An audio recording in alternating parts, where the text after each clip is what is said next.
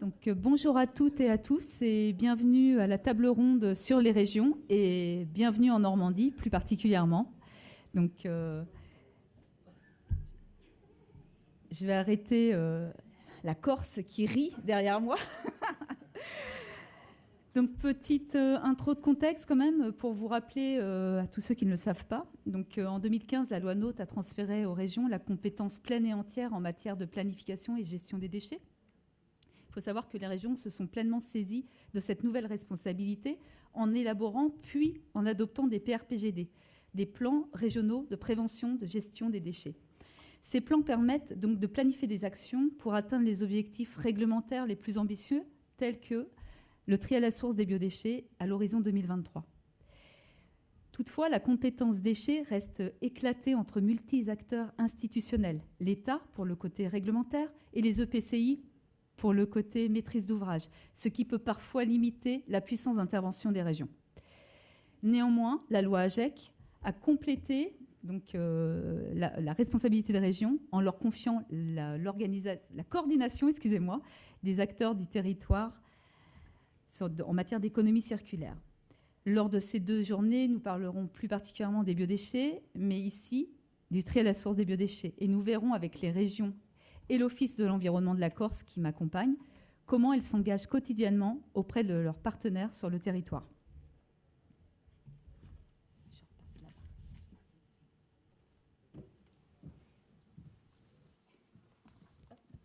Bonjour, donc je suis accompagnée aujourd'hui par Carole Lebéchec, conseillère régionale. Bonjour. Oui, je me présente, c'est ça? Oui. Juste, Carole Lebéchec, donc je suis déléguée aux déchets, à l'économie circulaire, au plan arbre, aux écomatériaux, et je préside la commission à la région Bretagne climat, transition, biodiversité. Bonjour, Guy Armanet. Bonjour Séverine, donc Guy Armanet, président de l'Office de l'environnement de Corse. Bonjour. Jean-Michel Buff. Bonjour, donc Jean-Michel Buff, conseiller régional des Pays de la Loire, en charge de l'économie circulaire et des déchets. Je m'arrête là pour les titres. Et enfin, monsieur Dejean de la Bâtie. Donc Hubert Dejean de la Bâtie, bienvenue en Normandie. Ils ont tous oublié quelque chose, c'est qu'ils ont tous un mandat municipal. Tu as un mandat municipal? Non, tu l'as pas, toi. Mais on est au moins 3 maires autour de la table et ça compte aussi dans cette problématique-là. Donc, je suis maire de Sainte-Adresse, je suis vice-président en charge de l'économie circulaire, de la transition énergétique, des questions environnementales, à la fois à la communauté urbaine du Havre, puisque c'est ce que m'a confié Édouard Philippe comme délégation, et puis à la région Normandie, puisque Hervé Morin avait déjà eu la bonne idée de me demander d'intervenir sur ces questions-là. Donc, gros sujet, l'économie circulaire, puisque c'est comme ça qu'on l'appelle. Oui, c'est que quand on vous donne cette délégation-là, l'idée d'être appelé Monsieur Poubelle, c'est pas terrible, hein, mais on se console tous en disant avec l'économie circulaire, c'est déjà bien mieux. Et en fait, c'est une ânerie parce que c'est un sujet passionnant, très technique, très important pour l'avenir et très complexe, mais ça on va le voir. Merci, monsieur Dejean de la Bâtie. Je vous laisse garder le micro puisque j'avais une question à vous poser. Vous êtes la première région à avoir été couverte par un PRPGD, donc un plan régional de prévention et gestion des déchets. Et j'aimerais savoir, selon vous, quelle est l'action la plus innovante l'action la plus innovante d'accompagnement des EPCI, justement pour atteindre le tri à la source des biodéchets? C'est de vouloir y aller.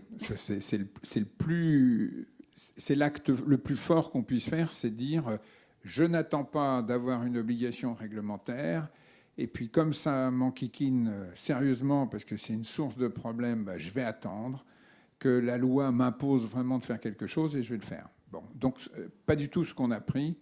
J'ai un témoin juste en face de moi. Est-ce que tu te rappelles, dès les premiers temps où on a transféré aux régions la compétence déchets, on s'est dit, il y a un plan régional à faire, on y va.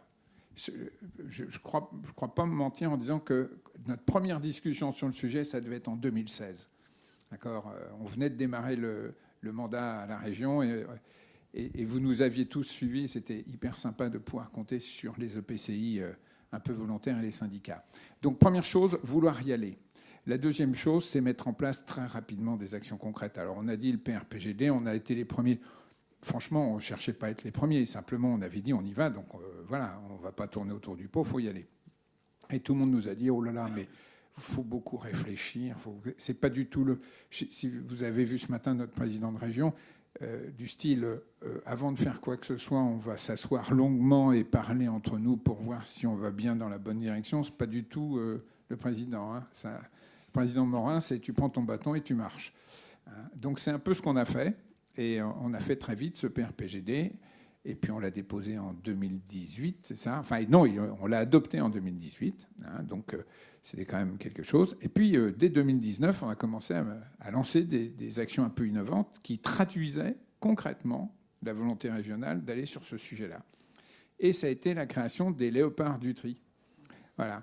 Qui était un petit peu... Alors, le président en a parlé ce matin. Pourquoi les léopards? Tout simplement parce qu'ils sont sur notre drapeau. Alors, je rappelle, mes chers amis, en héraldique, d'accord, quand cet animal-là est dressé, c'est un lion, et quand il est sur ses quatre pattes, c'est un léopard. Et donc, sur notre drapeau normand, les lions sont sur quatre pattes, donc ils ont en héraldique, ça s'appelle des léopards, et on en a deux, donc on a mis les léopards du tri.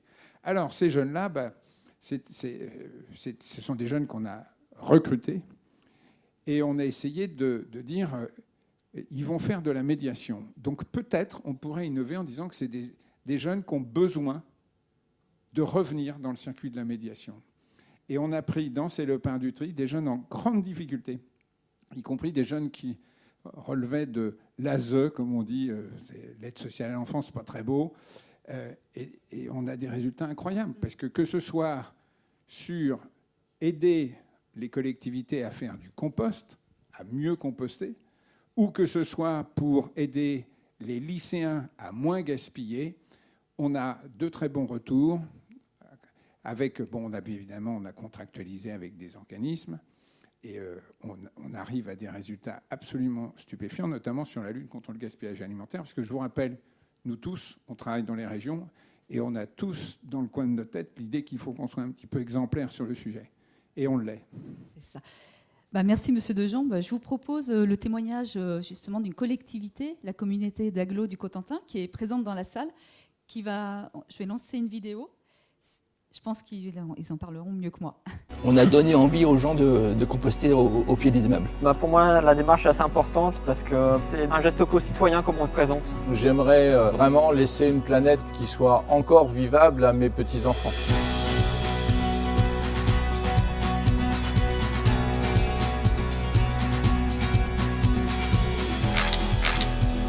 Le concept est né d'une proposition de la région Normandie qui souhaitait développer la réduction des résidus de jardin et du gaspillage alimentaire.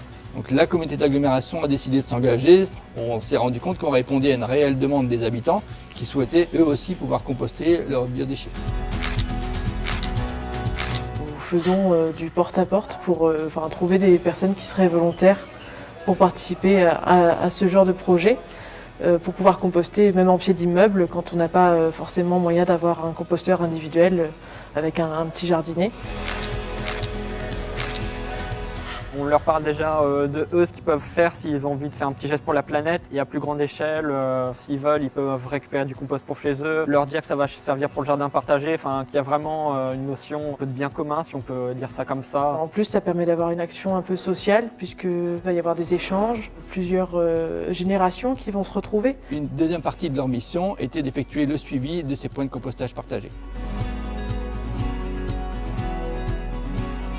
Sur les 5 points de compostage partagés qui ont été installés par les missions civiques, on a à peu près une cinquantaine de foyers volontaires sur chaque point. C'est entièrement gratuit pour les habitants et ils pourront récupérer le compost par la suite. C'est à la fois une démarche de bon sens. La vie a fait qu'on s'en est détaché pendant un certain temps et il nous a paru tout à fait normal, au-delà de l'engagement écologique que ça représente, de reprendre cette démarche qui permet de réduire d'une manière assez importante le niveau de nos ordures ménagères. C'est forcément une action conjointe et je crois beaucoup que les citoyens ont le devoir d'influencer les collectivités dans leurs choix.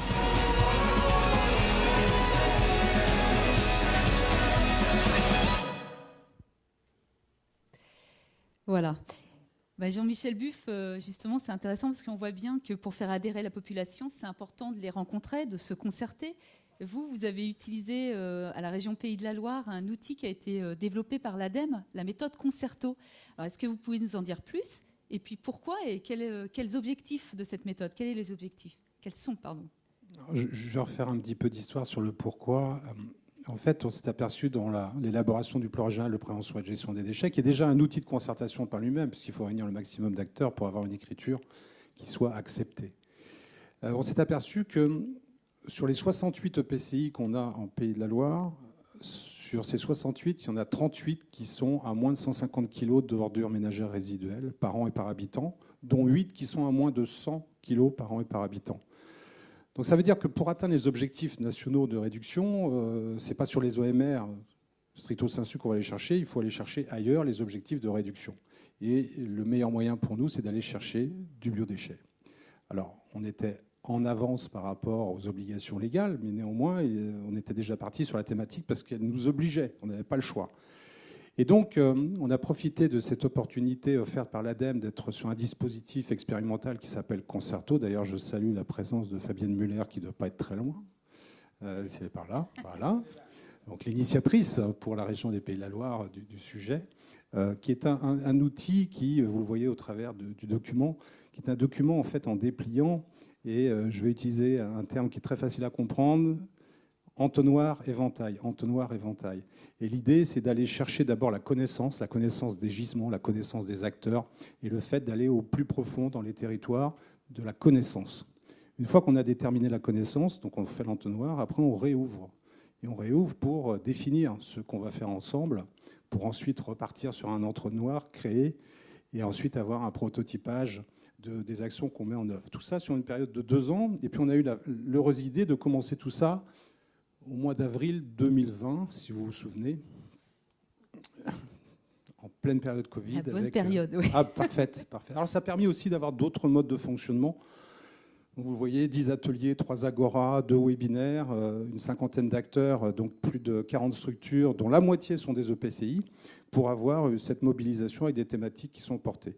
Alors j'en profite aussi parce qu'Héloïse Even était là. Et donc derrière tout ça, le plus important, c'était elle, en fait, la coordinatrice, animatrice, puisque ça fait partie des prérogatives de la région avec la loi anti-gaspillage pour une économie circulaire, cette notion d'animation et de coordination.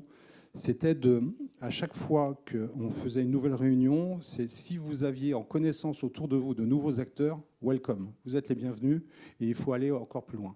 Ça veut dire une chose extrêmement importante, c'est qu'on a le réglementaire, on n'y échappe pas, on a toutes nos obligations, on n'y échappe pas.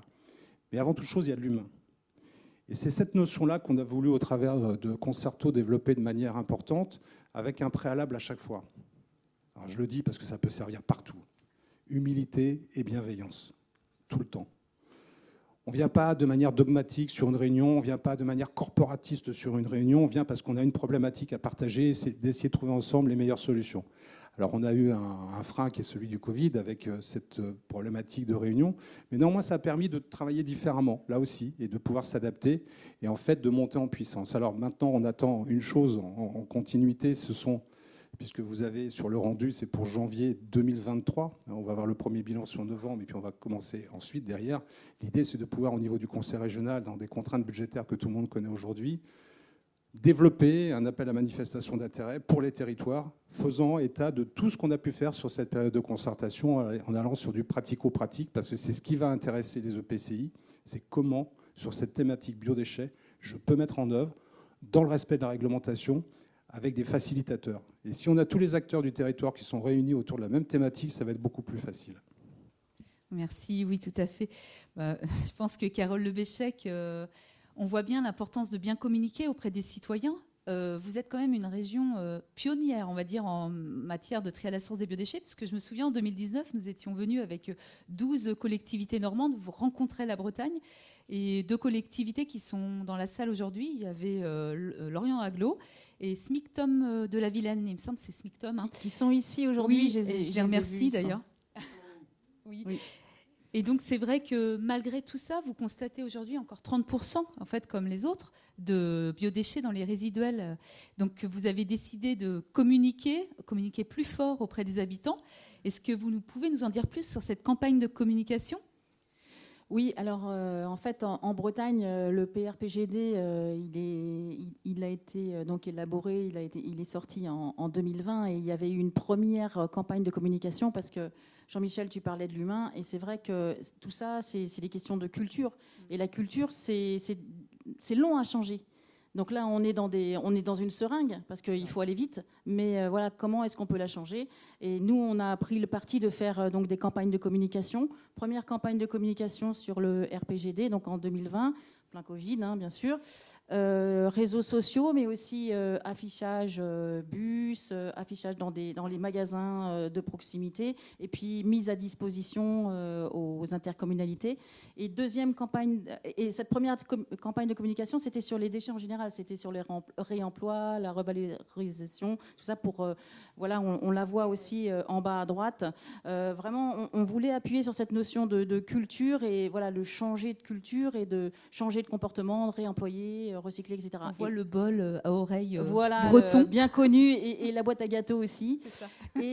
Et puis, donc en Bretagne, la spécificité, c'est que, alors des esprits chagrins diraient qu'il pleut beaucoup, mais pas que, parce qu'en fait, on a beaucoup de déchets verts, mais vraiment énormément, c'est-à-dire 2 fois plus que la moyenne française. On a 162 kilos de déchets verts voilà, par habitant. Et bien sûr, on a aussi autant de biodéchets que les autres, c'est-à-dire les 30% de la OMR. Donc, on a choisi de faire on a voulu faire une deuxième campagne de communication ciblée sur les végétaux. Donc là, j'ai apporté les trois affiches que l'on a fait, mais qui vont apparaître sur l'écran. Je crois qu'il y a un film aussi, il y a petite vidéo, une petite motion qui va apparaître. Justement, sur les tontes dans un premier temps. Voilà. Alors, il y a 3 axes. Par exemple, là, ce sont les déchets de cuisine. Je ne sais pas qui pilote ça. Les déchets de cuisine, épluchés, cuisinés, compostés, mais jamais jetés. Et le sous-titre de chaque angle, c'est « Nos végétaux auront toujours de la valeur, valorisons-les chez nous ». C'est vraiment l'idée que voilà, le déchet, d'abord, c'est pas sale, et puis ça a de la valeur, et en plus, ça peut avoir de la valeur pour moi. Donc je le garde chez moi, la proximité. C'est le plus simple. Oui, et là, nous, on ciblait beaucoup les déchets verts pour éviter ces 162 kilos par habitant, c'est quand même énorme. Et aussi les déchetteries. Le souci des déchetteries, on va avoir besoin de place dans les déchetteries. Et nous, on a tous les végétaux et tout ça. Donc voilà. Donc cette campagne de communication, on a vu qu'elle avait beaucoup d'incidences. Pareil, on a fait bus, les EPCI, tout ça, elles l'ont relayé. Instagram, tous les réseaux sociaux. Je vous propose de les regarder. Puis on va reparler des premiers résultats peut-être. Alors la première, elle est sur les tontes.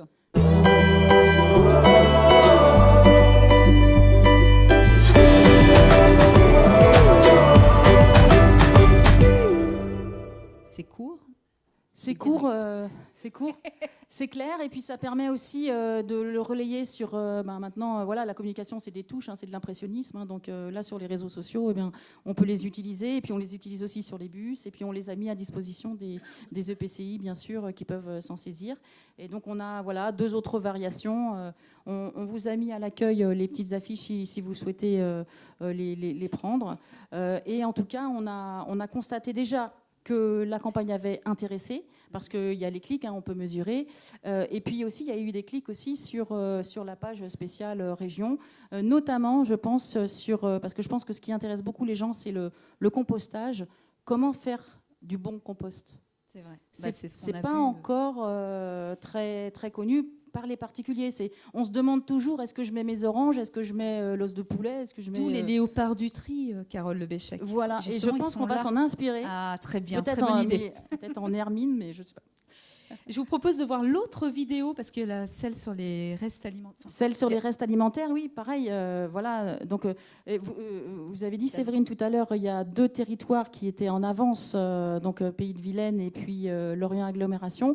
Mais on a encore beaucoup de marge. Il faut encore qu'on travaille beaucoup sur la collecte sélective, ou sur le compostage collectif, compostage partagé, individuel aussi. Oui, voilà.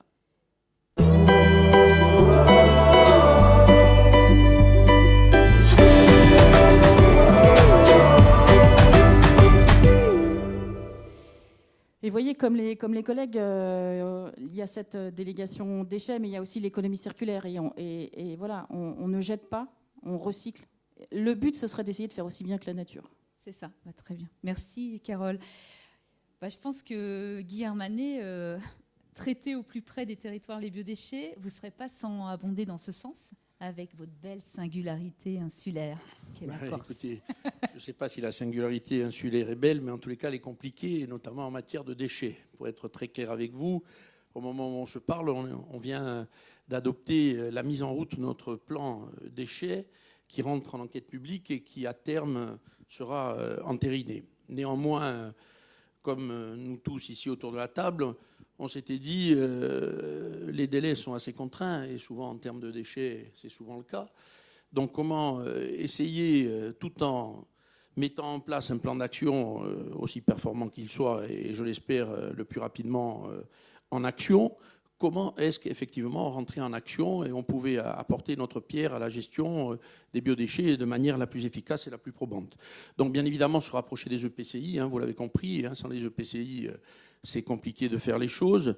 Donc essayer de voir avec elles comment est-ce qu'on peut les accompagner, essayer de trouver des financements pour qu'elles puissent déployer et développer. Et en termes de biodéchets, on s'était dit peut-être que ce système d'électrocompostage pouvait permettre de gérer les choses et de les traiter. Même si je le dis tout de suite, ça fait partie d'une des solutions que l'on emploie. Il y a bien évidemment les composteurs de quartier, les composteurs individuels, le compostage tout court dans des plateformes de compostage. Mais je me dois de vous dire aussi qu'après 18 mois de réunion en Corse, on n'a pas été à la hauteur du rendez-vous puisqu'on n'a pas trouvé une seule plateforme de compostage à déployer. Donc aujourd'hui, au moment où on se parle, on en a deux, une gérée par le Civadec et une autre privée du côté de Cargèse. Donc la territorialisation est à mon sens le nerf de la guerre en termes de biodéchets. Pourquoi ? Parce qu'à 80%, on transporte de l'eau. Donc il faut qu'on soit absolument au plus près des territoires. Et toutes les petites solutions qui vont nous permettre de gérer nos biodéchets vont nous permettre de faire des économies d'échelle, vous l'avez compris, puisqu'on ne transportera pas avec les camions, on n'ira pas forcément dans des zones difficilement atteignables, mais on se doit effectivement de donner la possibilité à nos concitoyens respectifs de pouvoir le faire au plus près de chez eux. C'est un peu ce que vous développez. Et c'est vrai qu'aujourd'hui, lorsqu'on parle de déchets, il serait bien de parler de ressources aussi, parce que je crois que c'est un petit peu le nerf de la guerre. Alors, un petit exemple pour apporter notre contribution. Donc, on a considéré que même si le plan devait arriver à terme dans le courant de l'année qui arrive, on ne pouvait pas rester sans rien faire sur les biodéchets. Et on a une vraie belle expérience à la prison de Borgo. On est allé les visiter et on leur a dit comment est-ce que vous gérez vos déchets aujourd'hui. Et ils nous ont dit voilà, il y a une benne dans la cour de la prison. C'est 15 tonnes par mois qui vont dans un centre d'enfouissement en Corse, aussi bien à Vigiané, le qu'ailleurs. On leur a dit, mais bon, de quoi sont composés ces tonnages ? Donc on a travaillé avec les équipes et on s'est dit, si on commençait par traiter vos biodéchets, ça serait intéressant. Et c'est d'autant plus intéressant en termes de biodéchets que les résultats sont très probants, puisqu'en 3 mois, on a traité 1,6 tonne de biodéchets et on a commencé avec une machine qui faisait entre 30 à 50 kg jour. Et la solution pour laquelle nous avons opté in fine, elle est du double. Donc ça veut dire qu'on va retirer, pour cet exemple-là, quasiment 60 tonnes de biodéchets par an de l'enfouissement. Et je rappelle qu'à l'enfouissement, ça génère bien évidemment des contraintes olfactives fortes et surtout des lixivias et que ça vient polluer de la phréatique. Donc voilà, dans l'idée, comment est-ce qu'on a apporté notre contribution, comment est-ce qu'on pouvait rentrer dans des systèmes un peu plus affinés. Alors bien évidemment, je le dis et je le redis, dans ce genre d'expérience, il est important d'y associer une main-d'œuvre des maîtres composteurs ou peut-être un accompagnement civique style les léopards, effectivement. De Corse. Et on pourrait avoir des têtes de maure qui se transforment en léopards de Corse. Mais quoi qu'il en soit, nous trouverons bien à mettre quelque chose et notre drapeau, bien évidemment, s'orne de la tête de maure. Donc, quoi qu'il en soit, ça fait partie des solutions qui peuvent s'additionner, qui peuvent venir se compléter et qui peuvent être extrêmement intéressantes. Et je crois que par rapport à tout ce qui se dit ce matin, même si le compost n'est pas encore normé, on n'arrive pas encore à avoir véritablement quelque chose qui pourrait nous permettre de faire les choses de manière officielle. Juste pour conclure sur cette expérience-là qui me semblait extrêmement intéressante, nous faisons faire des carottages, bien évidemment, en sortie de machine. Nous faisons faire des carottages sur les sols des agriculteurs qui souhaitent récupérer le compost afin de pouvoir je dirais, le réguler au mieux pour qu'il puisse s'intégrer au sol. Et c'est le retour au sol, effectivement, qui pose quelques problèmes. Et quand on a un compost de qualité, puisque dans ces machines-là, le maître composteur met lui-même les biodéchets dedans, on est garanti d'avoir, in fine, lorsqu'on a bien évidemment additionné les végétaux, qui sont aussi importants, puisque c'est un tiers qui vont à l'intérieur. Donc ça permet aussi d'avoir je dirais, une solution rapide, même si en 5 semaines, on a un compost qui doit après continuer, bien évidemment, de maturer voilà, en champ. Mais quoi qu'il en soit, c'est des solutions de proximité très pragmatiques, et je pense que ça fait partie des solutions qu'il faudra déployer à terme. Merci Guy, merci beaucoup à vous tous. Je pense que ce qui serait peut-être intéressant, c'est que chacun puisse conclure avec... voilà. Je ne sais pas, Monsieur Dejean, si vous voulez commencer, parce que... Eh bien, je vais commencer. Écoutez, on est tous réunis parce qu'on a cette même problématique qui est de prendre les choses dans le bon ordre. La première des choses, c'est qu'il faut qu'on arrive à réduire nos déchets. Alors, on parlait des déchets verts. Je crois que j'ai quelques amis de la communauté urbaine du Havre. Oui, j'en vois un qui est là-bas. Ils sont au fond, derrière moi. Ils sont au fond, oui. Pourtant, ils sont bons élèves d'habitude, mais voilà. Dans la réduction, on va tenter quelque chose. On ne sait pas si ça va marcher. On va donner une prime de 300 € par tous ceux qui s'équipent d'un kit mulching ou d'une tondeuse broyeuse électrique. C'est-à-dire, en gros, qui ne mettront plus de déchets de pelouse dans la poubelle. On va regarder ce que ça donne. Parce que ce traitement... C'est encore une collecte en porte-à-porte Oui. Oh oui, nous, on a une collecte en porte-à-porte et on va essayer de diminuer cette part de collecte en porte-à-porte. Alors, pour éviter que ça dérape, on a quand même mis un cliquet, on a un budget maximum, donc ce sera premier arrivé, premier servi. Je ne sais plus combien on a... on a mis 45 000 € sur cette action-là, et on vous dira ce que ça donne. Est-ce que les gens ont marché? Est-ce qu'ils se sont bien convertis au mulching? Personnellement, je fais du mulching pour réduire un petit peu, puisque bon, il se trouve que je suis aussi partisan du compost, enfin, surtout ma femme, qui est encore meilleure que moi. Et donc, et vous savez que sur le compost, on a des trucs dingues. Quand on essaye d'offrir des composteurs en plastique, eh ben, franchement, en me baladant, j'ai retrouvé un endroit pour ranger les jouets de plage du gamin. Un autre, c'était une niche à chien. Enfin, il y en avait quelques-uns qui avaient été un peu détournés. Et là, sur ma commune, j'ai fait un truc qui a eu un succès fou. Un jour, j'ai distribué des graines de potimarron. Je dis, si vous avez un petit coin compost, semez ça dessus. Et ils sont revenus en me disant, oh la vache, ça marche. J'ai un espèce de truc énorme qui a grimpé, une liane, puis j'ai des petits marrons. Alors parfois, c'est les solutions les plus simples qui peuvent avoir des effets. Alors ça ne marche pas tout le temps, mais ça peut arriver. Bon. Jean-Michel, oui. mon micro. Non. Alors je termine juste sur un truc et puis je te passe le relais. Après, il y a, une fois qu'on a collé... Alors, bien évidemment, la mise en place de la collecte sélective, on a lancé un appel d'offres à la région pour accompagner tous ceux qui veulent se mettre en... ADEME Région. ADEME Région, voilà. Avec la participation Je remercie de notre partenaire, l'ADEME, avec lesquels on fait beaucoup de choses. Et sur cette collecte-là, qu'est-ce qu'on fait une fois qu'on a ramassé les biodéchets? Alors, peut-être que tu as eu ça chez toi, mais quand j'explique aux gens qu'on va collecter séparément les biodéchets, alors chez moi, c'est... Ah non, mais écoute, nous emmerde pas avec ça, c'est déjà assez compliqué comme ça, en plus ça va sentir mauvais. Enfin, faut savoir qu'en acceptabilité, c'est un petit peu compliqué. Alors nous, on étudie la possibilité sur l'agglomération du Havre de créer un méthaniseur territorial, c'est-à-dire que c'est le PCI qui sera opérateur de ce méthaniseur pour méthaniser les biodéchets de notre PCI.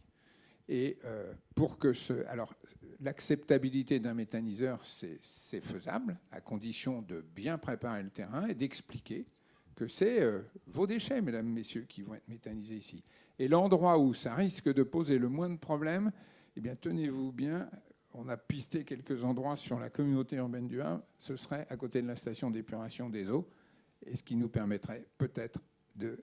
essayer aussi de méthaniser les bouts de steppe. Voilà, je referme les parenthèses. Quelques exemples de pistes sur lesquelles on travaille. Pas trop. Merci, Monsieur Dejean. On va la donner à Carole. Ou toi ? Vas-y, Carole. Non, allez, on change, justement. Carole. Ok. Un petit élément de conclusion, c'est ça? Oui.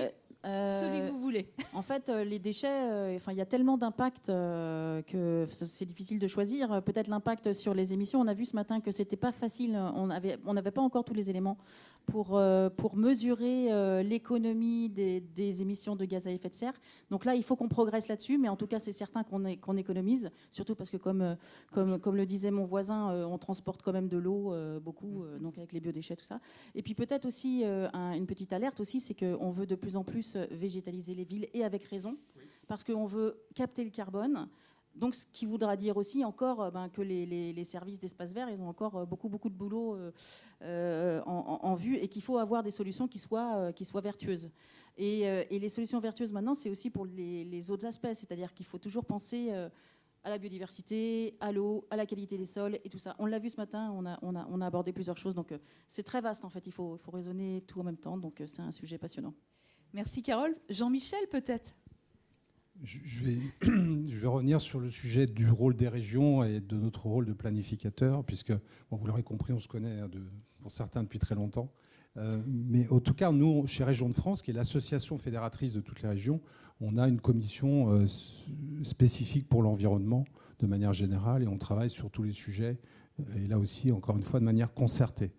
Et ce qui est extrêmement important sur le sujet de l'économie circulaire, puisqu'on met nous vraiment définitivement le chapeau d'économie circulaire, c'est d'abord et avant tout que l'économie circulaire, c'est de l'économie. On a tendance à l'oublier parce qu'on le prend souvent sous le prisme du déchet, l'économie circulaire. Mais si on le travaille déjà très en amont, on n'a plus à traiter l'aval. Voilà. Bon, ça c'est le premier sujet. Mais au travers de l'économie circulaire, dans mes nombreux déplacements à Bruxelles, parce qu'il faut aussi que la France puisse dialoguer avec l'Europe et voir de quelle manière les appréciations françaises sont prises en compte sur nos thématiques propres. Il y a un sujet pour lequel ça revenait assez souvent, le terme de bioéconomie. Et en m'y intéressant, je me suis aperçu qu'en France, on avait une stratégie nationale bioéconomie, mais qui dépendait du ministère de l'Agriculture. Et vous voyez, quand on parle bioéconomie, on est... Allez, est-ce qu'on est ministère de l'Agriculture? Est-ce qu'on est ministère de l'Environnement? Ça me rappelle toujours la même chose à chaque fois, c'est qu'il faut casser les silos, encore une fois, et que sur ces sujets-là, il y ait un partage des connaissances pour qu'on ait de manière commune des actions qui soient là aussi partagées, acceptées et volontaristes. Et alors je ne sais pas s'il est dans la salle, mais je vais me permettre de citer son nom parce qu'il a écrit un très très bel ouvrage qui s'appelle Jean-Marc Callois, je ne sais pas s'il est là, je crois qu'il faisait partie des invités. Alors c'est le délégué interministériel aux industries agroalimentaires. Il a écrit un ouvrage qui vient de sortir, je fais sa publicité, mais je pense que vous allez tous vous y intéresser, qui s'appelle « Le renouveau des territoires par la bioéconomie ». Et je vous assure que pour ce que nous travaillons en tant qu'autorité planificatrice, pour toutes les autorités organisatrices, il y a beaucoup de choses à aller chercher à l'intérieur de cet ouvrage. Et en fait, c'est par ça que je voulais terminer, c'est que oui, vous pouvez compter, je parle aux autorités organisatrices, mais aux associations de manière générale, les associations environnementales, les ONG, etc., les opérateurs, les industriels, vous pouvez compter sur la région parce que nous, nos feuilles de route sont écrites au travers des PRPGD, elles sont écrites au travers des plans d'action en faveur de l'économie circulaire, et puis pour certaines régions, c'est le cas de la région des Pays de la Loire, une stratégie bioéconomie circulaire que l'on met en route, vous l'aurez compris, avec le dispositif Concerto que nous avons mis en place. Donc, venez voir les régions, présenter des projets. Ça ne veut pas dire qu'on dise oui tout le temps, parce qu'il y a des histoires aussi de projets à maturité. Mais en tout cas, vous savez que vous avez un œil très vigilant et averti sur le sujet qui vous aidera à trouver les interlocuteurs, parce que c'est comme ça qu'on va y arriver, tous ensemble, en ayant toujours à l'esprit que, bien évidemment, on a les hiérarchies en matière de déchets. Le meilleur déchet est toujours celui qu'on ne produit pas. Mais que par rapport à ça, on a quand même l'obligation de s'en occuper. Et en tout cas, on a des contraintes qui sont des contraintes de temps. On n'est pas sur un pas de temps long, on est malheureusement sur un pas de temps court et qu'il va falloir que chacun soit dans un principe d'acceptabilité de ce qu'on met en œuvre. Merci Jean-Michel. On voit bien justement le rôle des régions. Elle est vraiment présente sur le territoire parce que souvent on a cette image que les régions ne sont pas du tout à l'écoute de leur territoire. Là, on l'entend. Là, au travers des 4 témoignages, vous êtes quand même à l'écoute, vous êtes disponible, on concerte énormément. Donc ça, c'est très important. Guy Hermanet, je vous donne le mot de la fin en fait parce que ça pourrait être bien aussi que vous nous parliez de toutes les conclusions Ben, écoutez, merci. En tous les cas, nous, on est extrêmement satisfaits de pouvoir participer à ce genre de réunion parce que ça nous permet de voir véritablement ce qui se fait ailleurs, d'échanger avec nos homologues et nos collègues, bien évidemment. Mais bien sûr que les régions, la région, comme toutes les régions, à mon sens, ont aujourd'hui besoin peut-être, bien sûr, de transversalité, vous l'avez dit, peut-être aussi d'un peu plus d'autonomie de territoire. Et je rejoindrai les propos de M. Morin ce matin, qui consisterait bien évidemment non pas à se détacher, je dirais, du cadre essentiel que représente la France, mais bien évidemment d'avoir en tête que les régions peuvent faire aussi et doivent apporter leur contribution parce qu'il y a effectivement des entreprises avec une valeur ajoutée forte, avec une légitimité forte et une identité forte sur votre territoire en l'occurrence et sur le nôtre et sur tous les territoires. On a besoin effectivement d'être au rendez-vous. Quoi qu'il en soit, je voulais associer bien évidemment, on a parlé des EPCI, des régions. Moi, je voudrais associer aussi l'État et l'ADEME indirectement, puisque nous venons de contractualiser en Corse un CPER avec eux, où ils ont accepté de coller au plan de région, où on va pouvoir avoir des financements pour les déchetteries, pour les bacs, pour les électrocomposteurs. Donc, ils ont tenu compte de nos requêtes, de nos demandes. Alors, je n'irai pas, parce qu'on est sur le mot de la fin, jusqu'à évoquer la TGAP, mais ça fait partie des choses que l'on a à travailler avec l'État, bien évidemment. Et je pense que si les régions polluent aujourd'hui, elles sont en droit de retrouver, bien évidemment, ce dividende-là qui pourrait leur permettre d'aller encore plus loin, encore plus haut et de faire peut-être encore mieux. Merci Guy Hermanet, merci à vous tous. Peut-être, puisqu'on a parlé quand même de deux choses importantes, mais peut-être si on revient sur notre association des régions de France, je travaille beaucoup avec vous, Jean-Michel Buff, vous êtes mon élu référent, et je pense qu'il y a pas mal de choses qui ont été dites tout à l'heure sur l'enfouissement. La TGAP, peut-être reparler de ces combats-là, qui sont des combats de région de France, et que je ne suis pas sûre soient vraiment diffusés auprès des autres PCI. Juste quelques instants, effectivement, je vais essayer de faire bref, je vais peut-être être technique, vous m'en voudrez pas. On a une obligation donc, de réduction de l'enfouissement de 50%. Sauf que c'est un objectif national qui a été régionalisé. Et que d'une région à une autre, forcément, le point zéro n'est pas le même.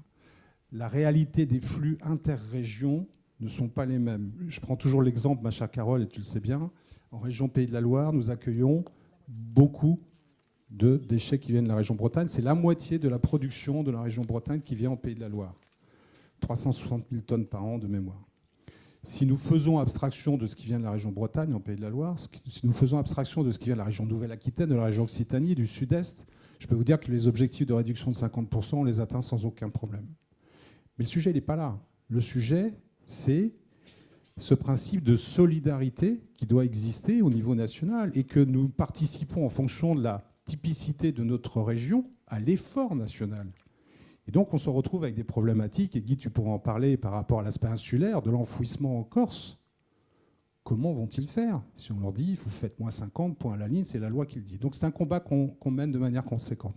TGAP, très brièvement aussi. Elle augmente, elle augmente, elle augmente. Elle va juste alimenter le puits sans fond du quoi qu'il en coûte. C'est budget général, et derrière, il n'y a pas les ressources nécessaires pour accompagner les collectivités dans la nécessité d'investir sur les outils de traitement, de valorisation, dans la nécessité d'apporter à la population le meilleur service public de gestion des déchets. Donc ça veut dire aujourd'hui, c'est un travail qui doit se faire auprès des parlementaires, alors non pas dans la loi rectificative 2022, mais dans la loi de finances 2023, pour que, on le sait très bien, la doctrine de Bercy n'est pas de réaffecter une taxe aujourd'hui vers la gestion des déchets, mais d'agrémenter de manière conséquente le fonds économie circulaire de l'ADEME. Je pense que là, j'ai un sourire tout de suite, pour aller de plus en plus aider les collectivités et les entreprises. Parce que sinon, nous ne pourrons pas y arriver que par un seul levier, celui de la fiscalité auprès de nos concitoyens. Et ce n'est pas entendable. Ce n'est pas la conjoncture actuelle qui me fait dire ça, c'est que d'une manière générale, depuis 20 ans, et c'est le rapport de la Cour des comptes qui s'appelle « Déchets ménagers assimilés » qui va sortir prochainement, qui fait état d'une augmentation de 4,5% par an du coût du service public de gestion des déchets depuis 20 ans. Et les collectivités vont toujours assumer. Parce que ce qui nous intéresse, c'est le service rendu à nos concitoyens.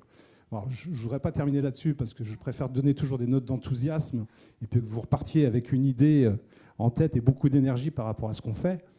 Les régions défendent ces positions. Nous sommes autorités planificatrices et nous agissons pour les autorités organisatrices pour qu'au quotidien, parce que c'est vous, sur les autorités organisatrices, qui est au plus proche du contact avec nos concitoyens, que vous ayez de la tarification incitative ou de la taxe d'enlèvement des ordures ménagères, ils le voient. Et le message qui consiste à dire « ça coûte cher, oui, je ne comprends pas, je trie ». Oui, mais heureusement que vous triez, sinon ça coûterait encore plus cher. Non, ça passe plus, c'est plus possible. Il faut qu'on ait la possibilité d'accompagner les territoires de manière conséquente par des financements qui vont vraiment à l'accompagnement des politiques sur le service public de gestion des déchets. Voilà. Merci beaucoup. J'espère que cette table ronde vous a plu et qu'elle a pu éclairer certaines de vos interrogations. Merci à vous et à très vite.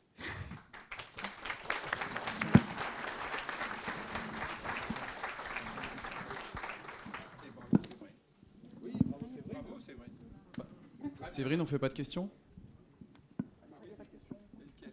Peut-être. Il nous reste un petit peu de temps parce qu'en fait, il faut vous dire qu'on s'est parlé un petit peu et on s'est cadré sur le temps de parole parce que j'ai 4 élus très bavards.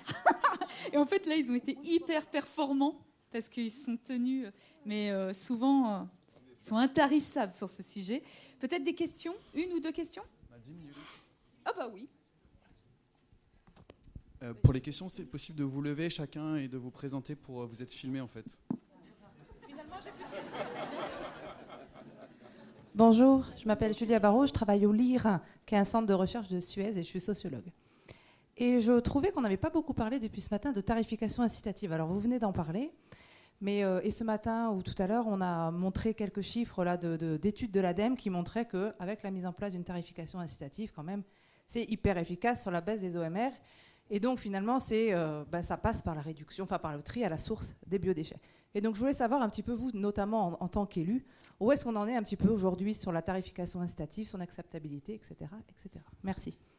Bonne question. Je vais me permettre d'en parler, puisque la région Pays de la Loire est la première région de France en matière de tarification incitative. Nous sommes à plus de 40% de la population qui est couverte en tarification incitative.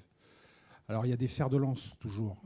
Je pense en particulier au département de Vendée, qui a un syndicat de traitement départemental qui s'appelle Trivalis, qui a aidé à la mise en place. Le sujet, c'est qu'effectivement, quand je vous évoquais tout à l'heure les chiffres des OMR, vous avez vu que sur 68 EPCI, 38 qui sont à moins de 150, c'est un effet positif de la tarification incitative. La problématique que l'on rencontre toujours, on va avoir une réunion à la région des Pays de la Loire très prochainement sur le sujet, ce sont les métropoles.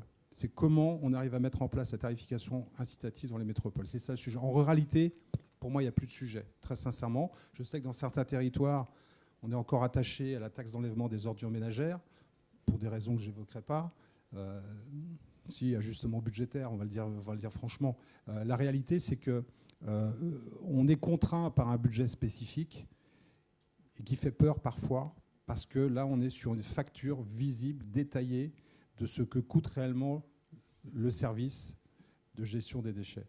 Et que par rapport à ça, les variables d'ajustement que nous avons, elles sont liées, on parlait de l'augmentation de la TGAP, c'est très difficile d'expliquer à quelqu'un qui a son nombre de levées qui est respecté, qui fait tous les gestes nécessaires, qui va au point d'apport volontaire, qui utilise les services de la déchetterie, etc., que ça va encore coûter plus cher, mais ce n'est pas nous, ce n'est pas une mauvaise gestion, simplement parce que la TGAP augmente.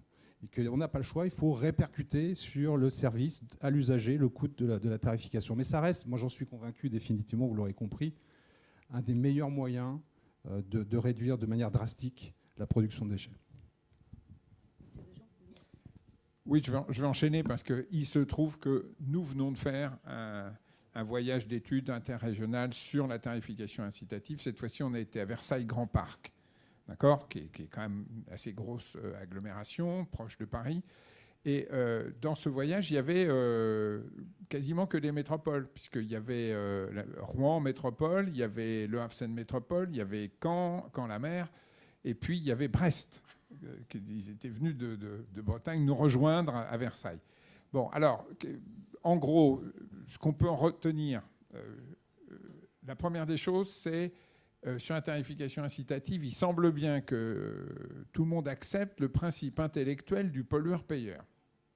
C'est-à-dire que c'est assez facile quand on discute de faire admettre que c'est normal qu'un déchet, il faut l'éliminer, donc c'est polluant. Donc plus vous produisez de déchets, c'est normal que vous payiez plus cher. Ça, on arrive à l'entendre. Après, il y a des... Ah oui, mais alors comment on fait? Alors là encore, unanimité, on arrête les peser. Tous les retours qu'on a sur le fait de peser la poubelle, ça ne marche pas. C'est compliqué, c'est très... Par contre, facturer à la levée, ça marche. Sauf que ça fout en l'air des systèmes qui existent parfois. Par exemple, sur ma commune, on avait lancé le copoubellage, c'est-à-dire, en gros, si vous avez juste un petit sac d'ordures ménagères à mettre et que votre voisin a déjà sorti son bac et qu'il n'est pas plein, mettez-le dans le bac de votre voisin, sauf évidemment si vous avez des rapports qui ressemblent plus à la Kalachnikov qu'à une conversation de salon. Mais il y avait cette idée de copoubellage qui n'était pas bête, parce que ça réduisait les levées. Donc alors là, va falloir négocier un peu.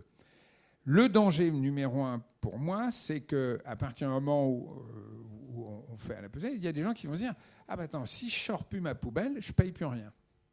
Alors on sait que ce n'est pas possible, parce que vous aurez toujours le talon de fonctionnement du service. D'accord ? Donc, par contre, on paiera un petit peu moins cher. Mais surtout, et ça, tous les élus, nous, on s'en rend compte, mais il faut qu'on le dise à nos concitoyens, si on ne fait rien, alors là, la taxation va flamber.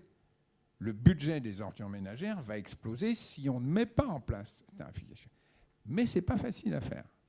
Et donc, on l'a vu sur Versailles Grand Parc, et c'est probablement ce que vont faire les 3 ou 4 métropoles qui étaient là, c'est désigner un certain nombre de communes à l'intérieur de la métropole qui sont volontaires pour expérimenter pour les autres.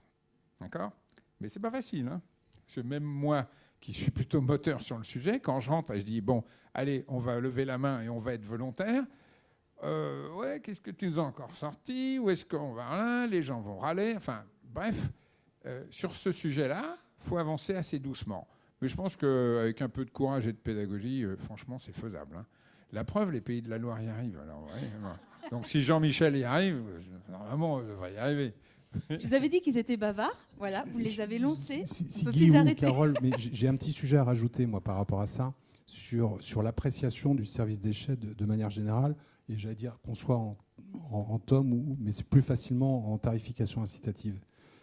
Je fais beaucoup de pédagogie, je reçois beaucoup des personnes qui ne comprennent pas, je leur explique, je prends le temps, parce que ça devient un ambassadeur après, il ne faut jamais le perdre de vue. À partir du moment où quelqu'un comprend comment ça marche, il va essayer de l'expliquer à quelqu'un qui ne comprend pas.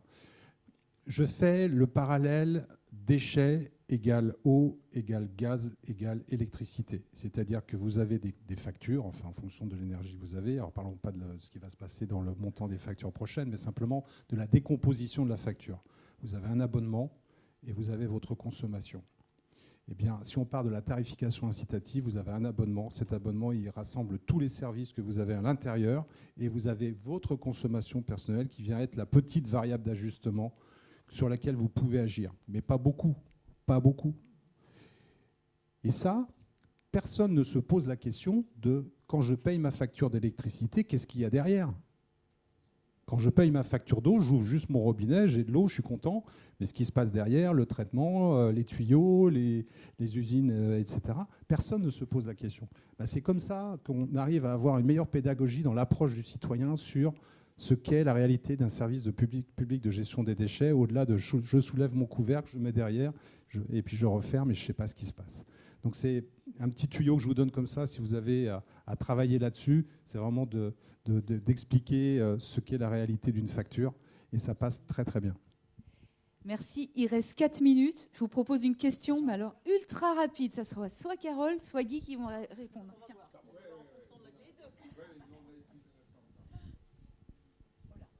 Donc Simon Loisel de SNEFID, Syndicat national des entrepreneurs de la filière déchets. Donc je voulais juste revenir sur la planification et notamment la planification des SRADET et donc de la zéro artificialisation nette des sols pour dire qu'effectivement les projets concernant les déchets prennent de l'espace. Ils prennent de l'espace et donc des fois c'est non conforme au règlement des SCOT. Et donc comment vous prenez ça en compte ou comment vous allez vous adapter pour pouvoir nous laisser de la place pour faire ces plateformes? Alors, je suis désolé, je vais devoir répondre. Alors, c'est une très bonne question, je vous remercie de me l'avoir posée, puisque j'ai été pas plus tard que la semaine dernière avec Guénola Gascoin, que vous connaissez, du SNEFID, et je lui ai demandé de me préparer une note spécifique sur le ZAN vue de la part des opérateurs. Il n'y a pas eu de jeu, c'est pas vrai. Hein. Et cette note, elle est partie chez Régions de France, et elle va nous servir d'appui sur les thématiques ZAN au travers des SRADET, et en particulier dans les prochaines rencontres qu'on a avec le ministère. Enfin, le ministère de la Transition écologique, pardon. Donc ZAN pour zéro artificialisation nette. 2 minutes, il a été très rapide. 2 minutes? Une question? Ah, Fanny? Par contre. Voilà, je pense que ça va être un pour vous, un pour deux. Hein. Oui, ouais, pas sûr. Ah, Fanny, bonjour, Fanny Flamand, GRDF. Moi, je pense qu'on peut saluer quand même le fait que les régions font des ponts entre deux mondes qui ne se parlent pas trop, qui sont le monde du déchet et le monde de l'énergie. Donc, je le vis au quotidien. Donc, c'est vrai que ces deux mondes-là n'avaient pas tendance à se parler. Et grâce à la région, on arrive à faire ces ponts-là. Donc, je salue tout le travail qui est fait. Pas qu'en Normandie, je sais. Et deuxième remarque, c'était concernant l'éducation. Je pense que c'est un pôle très sensible et on va aborder des sujets sur le civisme et sur comment embarquer les populations. Et les régions ont aussi la compétence sur la partie lycée. Et il y a beaucoup d'initiatives qui sont menées. Je pense notamment à Nantes, sur lequel il y a une initiative des cantines à énergie positive. Et il y a d'autres initiatives qui sont menées auprès des collèges, département 76 en Normandie, mais d'autres, je pense, dans vos PCI, à la maille des classes élémentaires ou autres. Et je pense que c'est un vecteur très, très important pour demain. Voilà, et on n'en a pas trop entendu parler côté région, donc je voulais le souligner. Merci pour cette remarque. Deux choses sur les lycées. Donc il y a Nantes, tout ça, mais en Bretagne aussi, on a par exemple une politique qui s'appelle Bien manger dans les lycées, qui permet de travailler beaucoup sur la fourniture des aliments, mais aussi de travailler sur le gaspillage alimentaire. Et vraiment qui est fait de manière très très intéressante. Et sur ce que vous évoquez sur le pont avec l'énergie, bien sûr, hein, parce qu'il faut utiliser au mieux nos déchets, alors que ce soit en amendement de sol, mais aussi en énergie, en matière organique et puis énergie. Donc effectivement, c'est un sujet qu'il faut absolument étudier de manière transparente, et puis voilà, essayer de pas avoir des réponses qui soient ce qu'on peut dire maintenant de maladaptation, c'est-à-dire qu'il faut vraiment faire attention à ce qu'on fait. Par exemple, la métallisation se regarde vraiment de très près, on l'a vu ce matin, voilà, mais il faut regarder tous ces sujets bien en face. Peut-être rajouter, puisque vous parliez de la Normandie, Fanny Flamand, c'est que demain, il y a un groupe de travail, demain après-midi, animé par Fanny Babin, sur les retours d'expérience en Normandie. Et on verra avec le département 76 qui vient faire son intervention justement sur les cantines du département. Du coup. Eh bien, il ne me reste plus qu'à vous remercier. Je pense qu'on était pile poil bien dans les délais. Merci à vous tous et à bientôt et bienvenue chez nous.